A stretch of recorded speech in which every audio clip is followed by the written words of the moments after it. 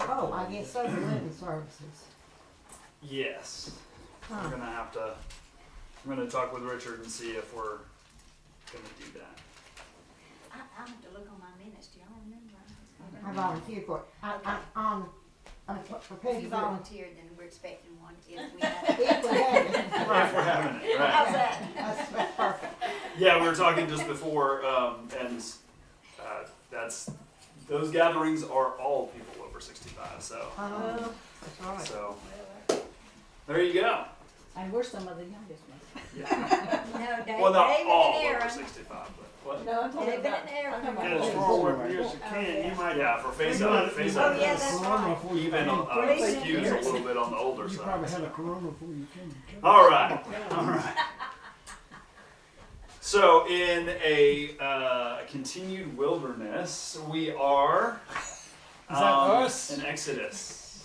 Oh, Yeah. I thought you meant we were old and cast on in the wilderness. We lost our brains. No, what is that called in Norse? I forget his name. Do you remember? There's a particular name for basically that, like, people get to a certain age and then they just kind of go off a cliff or something like that. Just, Well, thank you. Just- So that's pigs. yeah. I don't know. That's swine that goes off. No, in Norse culture. You heard what he No, like Norse way old. culture. Way old. Yeah, this is back But in like Norse Viking time. Yeah, they got Viking too time. old to fight or anything. They just jump off a cliff, so they're not. It's crazy. I would never do it. Some of your ancestors. Don't you push I'm me. afraid of. All right, so Exodus chapter 17 is here we are. All right. So what have we been going through? What have the people of Israel been going through so far? Whining and complaining. Whining and complaining. Hungry and Okay. thirsty. Hungry and thirsty. So they were thirsty and they found water, Mhm. but it was bitter. God miraculously made it sweet. They were hungry and God provided Manna. manna, whatever that is, right? Provided manna and quail. So they're going to continue on. So we're in chapter 17 of Exodus. So from the wilderness of sin, the whole congregation of the Israelites journeyed by stages as the Lord commanded. They camped at Rephidim, or probably Rephidim. But there was no water for the people to drink. People quarreled with Moses and said, something very familiar, "Give us water to drink." Moses said to them, "Why do you quarrel with me? Why do you test the Lord?" For the people thirsted there for water, and the people complained against Moses and said, "Why did you bring us out of Egypt to kill us and our children and livestock with thirst?" And so Moses cried out to the Lord, "What shall I do with this people? They are almost ready to stone me." The Lord said to Moses, "Go on ahead of the people and take some of the elders of Israel with you. Take in your hand the staff with which you struck the Nile and go. I will be standing there in front of you on the rock at Horeb. Strike the rock and the water will come out of it, so that the people may drink." Moses did so in the sight of the elders of Israel. He called the place Massah and Meribah, because the Israelites quarreled and tested the Lord, saying, Is the Lord amongst us or not?" So, first test, after have miraculous water and food, what do? Whine and complain. Right? So why did God ever even let them go to the promised land? You know? It's when you read all of Exodus, you're not surprised by on Sinai, God basically says, "Okay, I'm done with these people. We're starting over again." But yeah, all right. So they're whining and complaining. Of course, we don't do that now. No, No. we never whine and complain about our situation. One day when nobody said, I just don't like to eat wild bird. Right. I don't like quail. Quail. Yeah. I'm sorry. I prefer pheasant. Thank you very much. Dove. Dove would be lovely. So, what is God's solution here?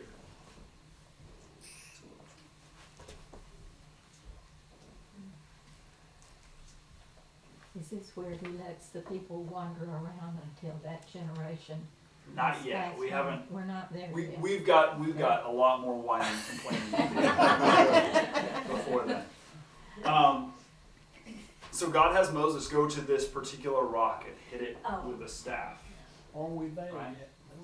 Are we there yet? Yeah, this is for all the good that the Lord had done to Israel in delivering them from the Egyptians. Jethro said, "Blessed be the Lord who has delivered you from the Egyptians and from the Pharaoh. Now I know that the Lord is greater than all gods, because he delivered the people from the Egyptians, when they dealt arrogantly with them." And Jethro, Moses' father-in-law, brought a burnt offering and sacrifices to God. And Aaron came with all the elders of Israel to eat bread with Moses, Moses' father-in-law, in the presence of God. All right, so we're going to stop there. So Jethro, the father-in-law, Jethro was in Midian. Where are you, Midian? I'm not seeing it on there, but it's here-ish, somewhere around there. He is now meeting them down probably around Sinai, because Moses left his wife Zipporah and their sons back with him. Anybody remember, this is not something that's specifically in here, anybody remember what Jethro's occupation was? He was a priest, was he not? He was a priest. He's from the tribe of Ishmael. He is one of the Ishmaelites. So one of the other brothers of, or the other brother of Isaac. Abraham's first son was Ishmael with Hagar. So his descendants is these Midianites, or the, not Midianites, but the Jethro and his tribe, the Ishmaelites. And then these are the children, eventual children of Israel. So they're all down here. He comes and meets up with them. And what does Moses tell him?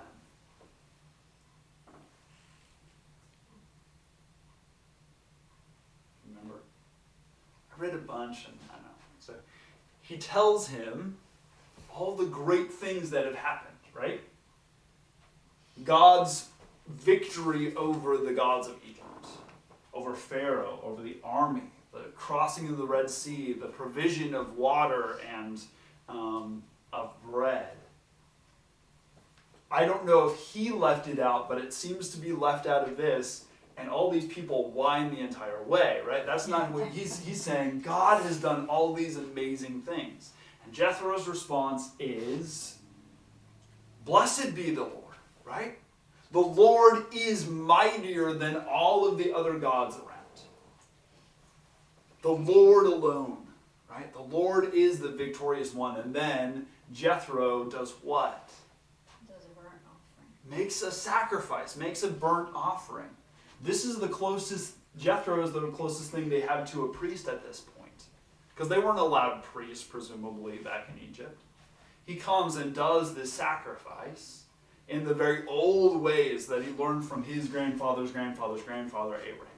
This is how you make a sacrifice. So he makes a sacrifice, and he cooks the meat, and they have this great feast. So there's the blood sacrifice for sin, and then there's this, like, we get to all join together in this. And again, the elders are gathered together, and they're just having a good time, right? They've made a sacrifice great. They're honoring God and all that God has done. So the next day Moses sat as judge for the people, while the people stood around him from morning until evening.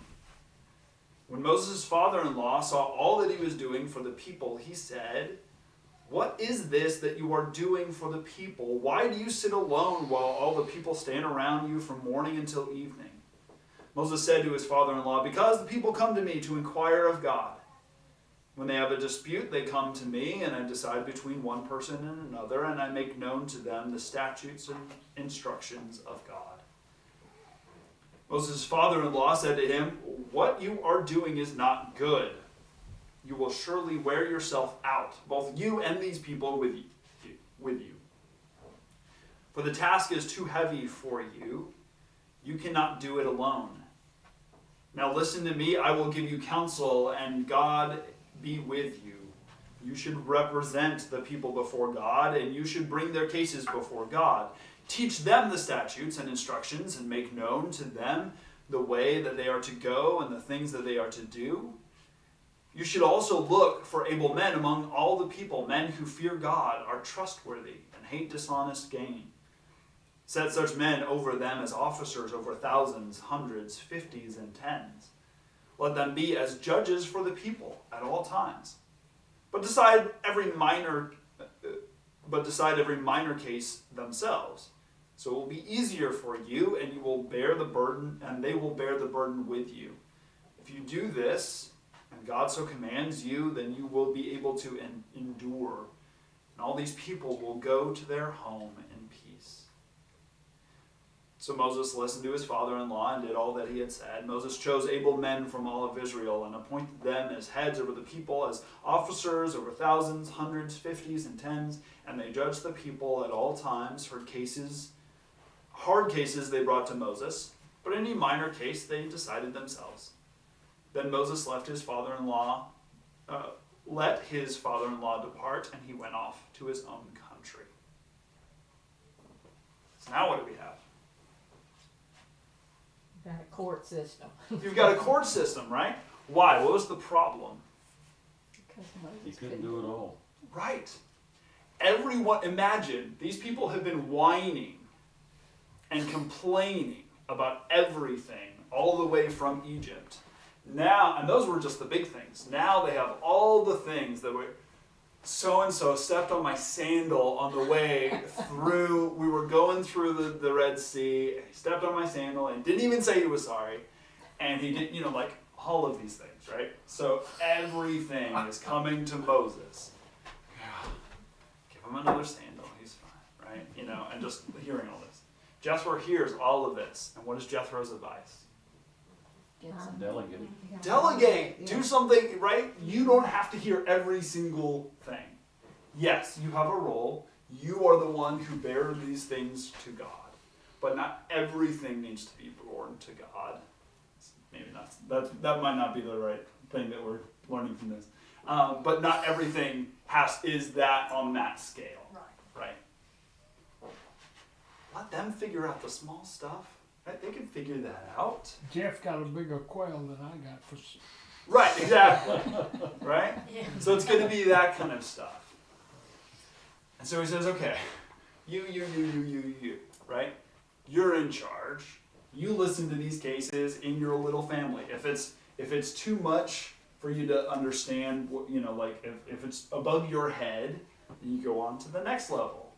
And you notice there's a lot of level, 10s, 50s, hundreds, 1,000, and then if that judge over 1,000 people is not able to figure it out, then it goes to Moses. Now we can do this. So the first committees were formed.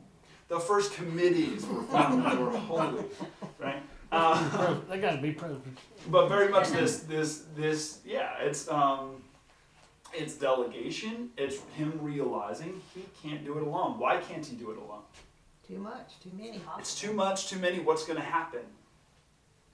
Get bogged down by little micro details. They'll start fighting with each other. And what happens then? When you get stuck in the... Nothing Nothing gets accomplished. done. So there's the sort of the halting wheels of bureaucracy. But what else? What's going to happen to him? What's going to happen to He's Moses? going to wear out. He's going to wear out. He's going to wear out himself, and he's going to wear out these people. Because pretty soon he's going to be like, you know what? I don't care about it. Just do this. And, he's going to start losing his patience with them. And then they're going to lose their patience with him. Okay, you're talking about 500,000 people, 3 million people in the Exodus? I am not sure what the... Well, I assume they multiplied along the route.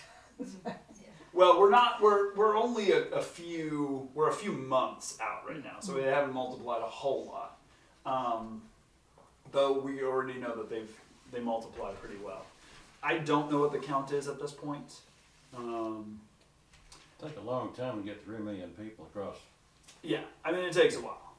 The first as far as I remember, the first census is at the beginning of Numbers, which will be a year after this, and after a few things happen. But that would probably give us an idea. So let's look at Numbers real quick, and that'll give us an idea.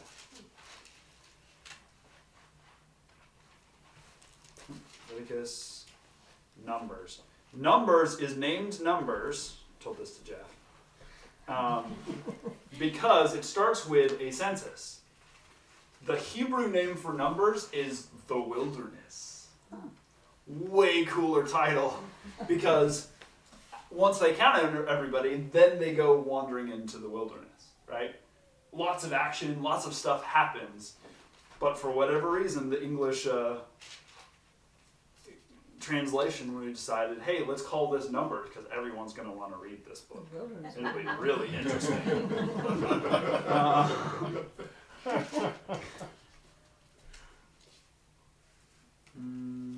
Okay, so it should be.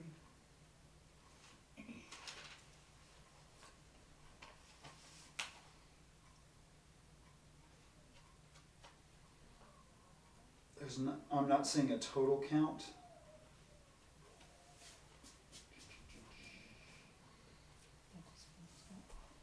Okay, their whole number was 603,550. Those are all the men over 20 years old. Oh, The rest of it didn't. that's a lot of people. 603,550. So over 500,000 men over 20, not taking into consideration the women and children. So we're probably, Multiply that by 3 or 4. At least A a lot of million. whining. yeah, it's a lot of them. And we'll see that there is a bit of a population loss. So we're probably around 2 million, somewhere in there. It's a lot of people. It's a lot of people. We're talking a lot of people. So he's hearing cases for all those people. You cannot do it alone. Shelter didn't jump off on Mount Sinai. Yeah, right. Exactly. I think he probably. Yeah. But also, Moses is so interesting because he deals with all this. We also remember where he came from, right? Why was he, when he came to, he was presumably at Mount Sinai when he saw the burning bush, right? Why was he there? Why did he leave? Why did he go to Midian? Why did he leave all that stuff? Because he killed the Egyptian official and he was on the run. Egyptian. He is a murderer on the lam, right? He is, the Pharaoh of Egypt wants to kill him. He's out all the way over here, so he is not found out. Egypt's most wanted. Yeah, exactly. And that's where God, the living God, Yahweh, reveals himself to him and says, I have a special job just for you. So Moses has gone through an amazing sort of redemptive journey where he goes from escaped fugitive to divine messenger of God. So he's seen kind of the bottom end and the top end. So he sometimes actually will see, at least in this narrative, has a little bit more patience with these people than even God does. He kind of says, I've done worse, right? They're annoying, yes, but these are your people, right? He has a heart for his people. But yeah, I'm sure but that's also because there are some of these things he's learning very early on, this sort of delegation lesson, this like, okay, let's not take everything on your own. Let's start chapter 19. Got a few more minutes.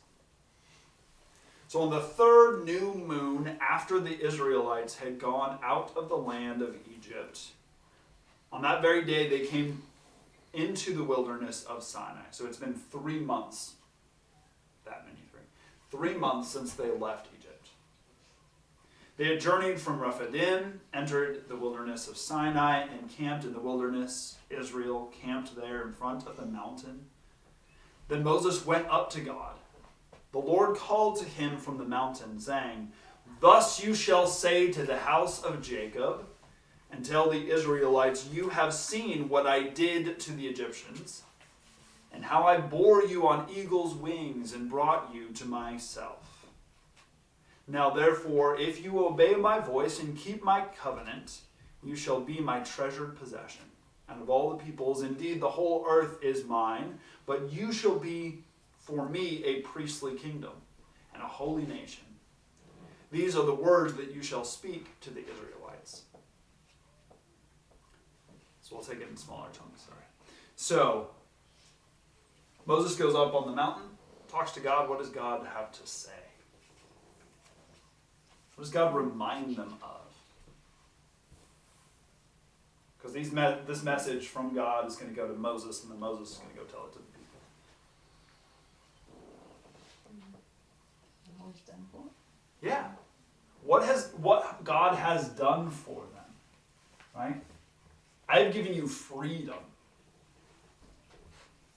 I've taken you with my strong hand on eagle's wings from the land of Egypt, from the land of slavery.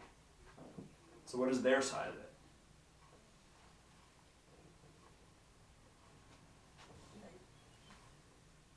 If you do something,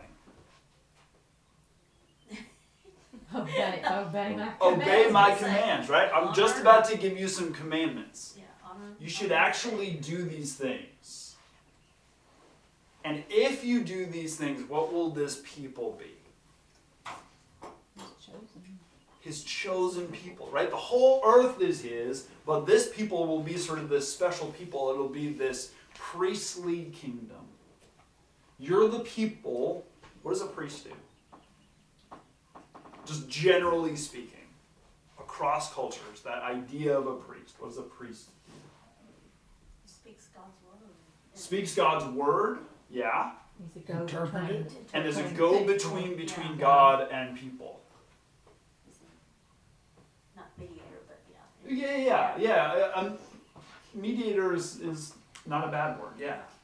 Mediator, an intermediary. Yeah. Someone who kind of is able to bring others, or at least the concerns of others, into the very presence of the divine and bring messages from the divine to the people, right? It's this sort of go-between. The people can't talk directly to God, and so this is a go-between. So this whole people is called to be priests for God. For who? His chosen people. The Israelites. Everybody. But the Israelites are those chosen people. Yeah. So the Israelites, this whole tribe is to be, or not tribe, this whole nation is to be priests for who? God. For God to The world. the world. Yeah, that's the From the very beginning, this is the idea. You're my chosen people, Go and tell not the so world. I can only focus on you, but that you are to be the people that are intermediaries between myself and the rest of the world. This is your high calling. This is a restoration, and what's going on here is all sorts of imagery. Where are they? Do you remember? Mount Sinai, Yeah. right? A tall mountain. There's some definite imagery, not only in Genesis, but on beyond, that Eden was this high paradise. It was a top of a mountain. This tabernacle, temple type place up at the top of this beautiful mountain, at which God called his people, come and rule here, rule over all creation, right? But they didn't do so well. They had to be kicked off the mountain, right? Down into the wilderness. Now God has called these people through the wilderness up to the mountain to serve as his intermediaries, to be his priests. So I've done all of this for you so that you can be this special people on behalf of not just yourselves, but for the whole world.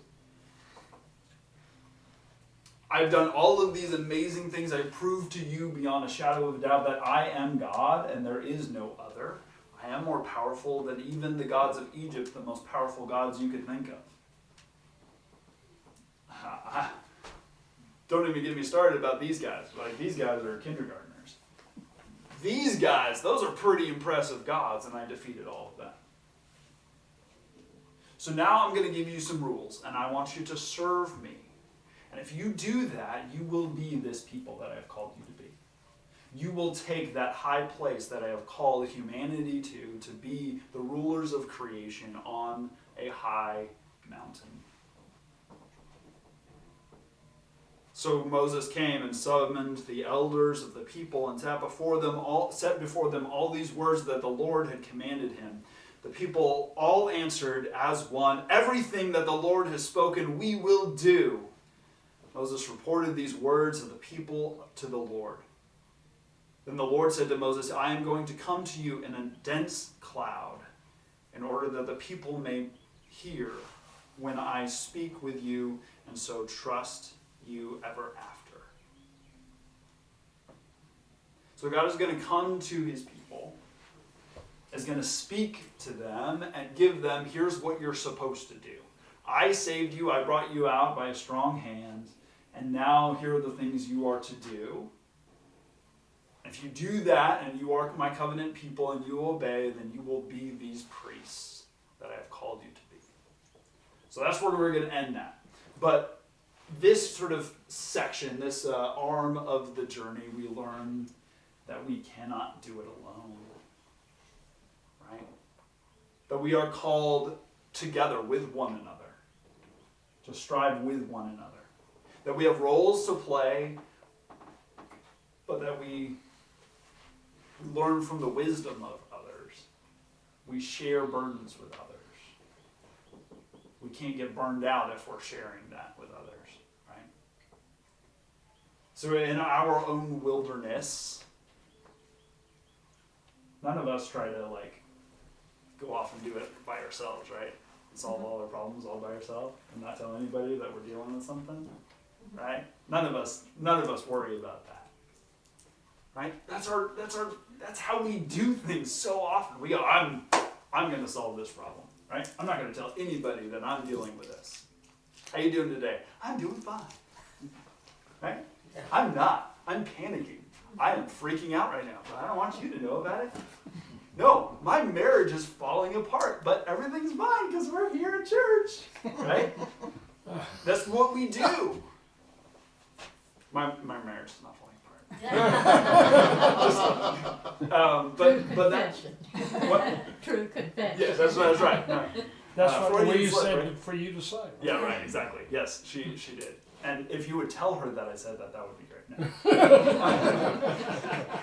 No.